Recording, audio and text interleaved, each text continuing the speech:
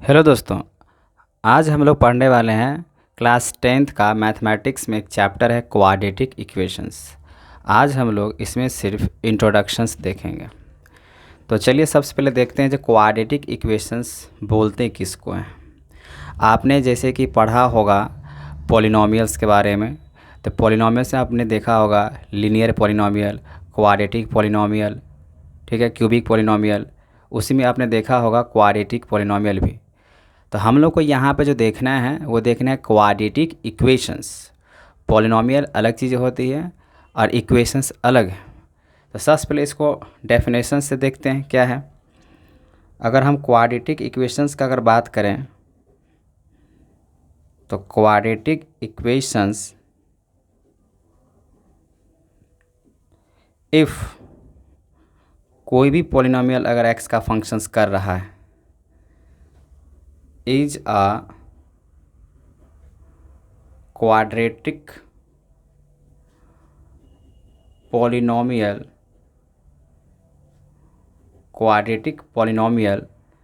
Then इसमें अगर देखा जाए तो polynomial x equals to 0 is called a quadratic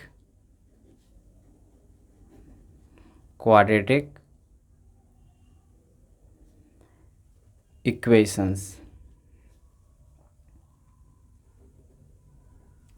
इसका जो जनरल फॉर्मूला होता है, क्योंकि किसी भी इक्वेशंस को सॉल्व करने के लिए उसका जनरल फार्मूला याद होना बहुत ही ज़रूरी है।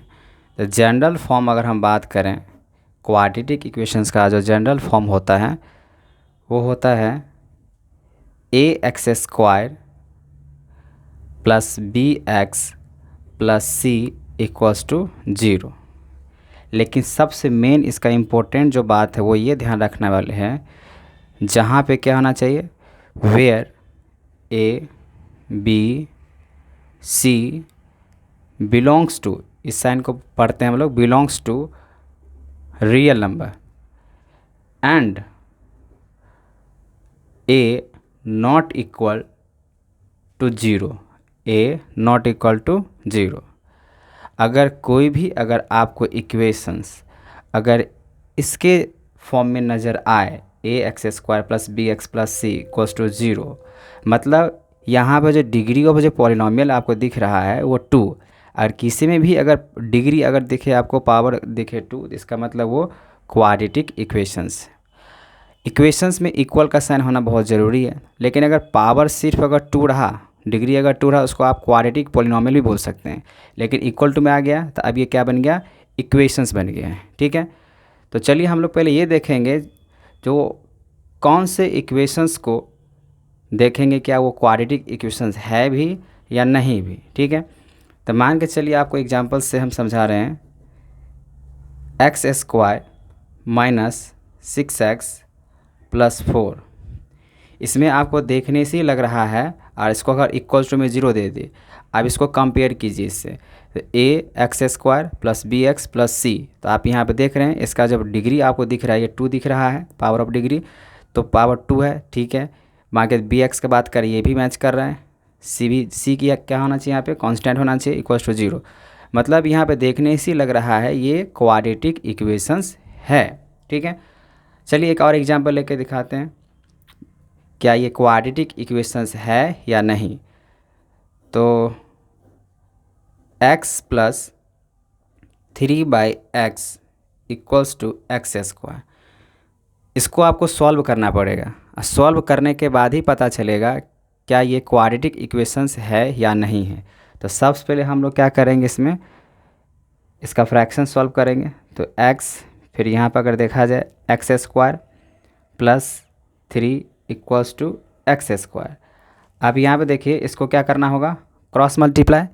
अगर क्रॉस मल्टीप्लाई करते हैं तो आपका क्या इक्वेशंस बनेगा, x² प्लस 3, फिर x² को अगर x से मल्टीप्लाई करेंगे तो क्या हो जाएगा, x³ इसको थोड़ा सा अगर हम अरेंज कर लेते हैं तो क्या बनेगा, x³ माइनस ये इधर आ जाएगा x² माइनस 3, अब इक्वल्स इधर दे दिए तो 0 होना पड़ेगा।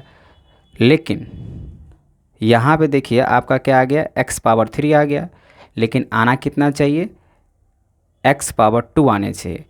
तो ये जो आपका सेकंड एग्जांपल, ये क्वाड्रेटिक इक्वेशंस नहीं होगा, क्योंकि जहाँ पे पावर 2 होगा वही क्वाड्रेटिक इक्वेशंस होगा, और जिसमें अगर 2 से ज़्यादा अगर नज़र आए 3, 4, 5, 6 तो वो क्वाड्रेटिक इक्वेशंस नहीं होगा। तो चलिए अब हम लोग देखते हैं इसमें जो क्वाड्रेटिक इक्वेशंस को कितने मेथड से हम लोग सॉल्व कर सकते हैं। तो सबसे पहला जो मेथड है वो हम लोग को देखेंगे फैक्टराइजेशन मेथड। तो एक एग्जांपल लेके देखते हैं, x² + 6x + 5। हम लोग देखेंगे क्वाड्रेटिक इक्वेशंस को सॉल्व करने के लिए factorization method, completing squaring method और डिस्क्रिमिनेंट मेथड से देखेंगे। तो सबसे पहले देखते हैं जो फैक्टराइजेशन मेथड से कैसे हम लोग जो है ना क्वाड्रेटिक इक्वेशंस बनाते हैं। तो ये रहा आपका क्वेश्चंस। तो जैसे आप जूनियर क्लास में सीखे होंगे फैक्टराइज करना, बस वैसे ही करना है। तो इसको हम मिडिल टर्म स्प्लिटिंग से हम क्या करते हैं, इसको फैक्टराइज करते हैं। तो क्या होगा, रूल क्या होता है मिडिल टर्म स्प्लिट से, जो फर्स्ट टर्म दिया गया है इस फर्स्ट टर्म को हम लोग लास्ट वाले टर्म के साथ मल्टीप्लाई करते हैं। वो सिर्फ देखने के लिए, जो 5 को अगर हम x² के साथ आप मल्टीप्लाई करेंगे तो क्या निकल के आएगा, 5x²। तो मुझे इतना लाना पड़ेगा, और यहाँ पे ऐसा तोड़ना पड़ता है जो कि यहाँ पे सम और इसका मल्टीप्लाई ये दोनों आ जाना चाहिए। तो हम x² प्लस यहाँ पे कितना रखें, अगर आप मान लीजिए 5x और प्लस x, तो 5x और x कितना हो जाएगा, 6x आ जाएगा।